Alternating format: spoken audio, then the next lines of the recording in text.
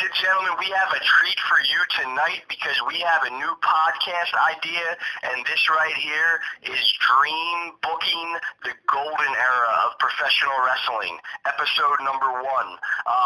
What we're going to do here is we're going to book the dream matches that we think could have or should have happened in the golden era of professional wrestling.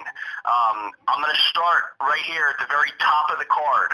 I'm dream booking Wrestlemania 7 all over again because Wrestlemania 7 was cool, but I kind of think that it would have been better if we were able to get Jake Roberts versus Hulk Hogan as the main event of Wrestlemania 7. Jake the Snake Roberts was somebody who had just turned heel around that time, and he was getting real hot with it. And I can't exactly say why or what the reason was for it not happening. But Jake the Snake Roberts versus Hulk Hogan for the WWF World Title. Now we're gonna go right down the list. Second, I would have now we're also. We have to be kind of lenient here with the time period stuff because certain guys were in the league and certain guys were not in the league at that time. So we're just going to do this as a dream fantasy booking kind of thing. And the match after the main event, or the match before the main event, I thought this would be a good match. Bam Bam Bigelow versus the Macho Man, Randy Savage, #1 contender for the WWF World Title. Now, I want to do an inter-promotional match that I don't think has ever happened. I've never seen it happen, at least. But, we got Roddy Piper in the WWF at that time, or around that time period. He was pretty well known for being a WWF wrestler until he went over to WCW. Roddy Piper versus the man they call Sting. I thought that would be a really great match. Roddy Piper as a heel, Sting as a face. Gonna go right down that list. All right. Here's another one. And back then, Shawn Michaels was not quite yet a main eventer, and I can't say if that, if I agree with him going up that ladder, especially with how things have turned out. However, Shawn Michaels versus Brian Pillman. I think that would have been a great match. That was a match that my friend Mike Dom has been talking about for years, should have happened, and could have been a WWF, main event on any show, being if Pillman was able to, bounce back from his injury and, not meet his untimely demise. Going right down that list, we got the $1 Million Man, Ted DiBiase versus Bret the Hitman Hart. That match may have happened. I'm not really sure if that match has happened or not, but I thought that would have been a great wrestling match. I would have really liked to see that. Two guys, definitely from the old school of pro wrestling. Going right down that list, we also got somebody who came in a little later, but was pushed pretty heavily at first and then fell off of the radar in WWF, which was Adam Bomb.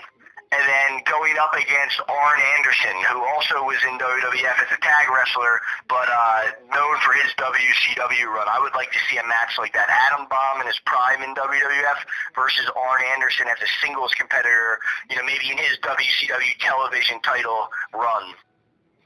Going down the list, here's another dream match that I thought would have been kind of interesting to see, is Nails going up against Scott Steiner in singles competition. Scott Steiner as the old Scott Steiner, the master of the Frankensteiner.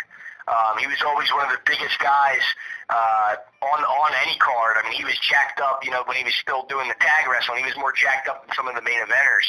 And I think that would have been an interesting match. And this match I thought would be pretty cool too, because I never felt like Butch Reed got a fair shake in the WWF. I always thought that Butch Reed could have been, a good asset to that roster, but he was kind of utilized as a mid-card guy, or even lower. So Butch Reed versus Lex Luger, and Lex Luger was somebody who I thought was overpushed. So in this matchup, I would see Butch Reed going over on Lex Luger. Now, I'm going to go back to the main event matchup right here, okay? The WrestleMania, the dream booking for WrestleMania 7, Jake the Snake Roberts versus Hulk Hogan. And I would say in this matchup, Jake Roberts goes in already as the world champion. Jake Roberts was somebody who never got the WWF world title, but without a doubt could have and maybe should have when he turned heel. Because I remember when he turned heel, and he went from being somebody who was scary as a good guy to somebody who was scary as a bad guy. And when he did that and he started bringing the Cobra out and the Cobra would bite people, there was no better heel in the wrestling business than Jake at that time. Alan, what do you think about some of these matches?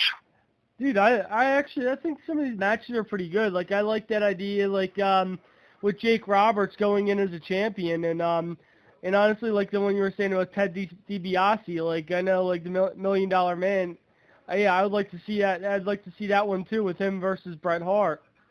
And there'd be a good chemistry there, right? Yeah, and then also, like, another one that strikes me, which would be pretty cool too, is Brian Pillman versus Brian Pillman Sr. versus Shawn Michaels. That would be another good one.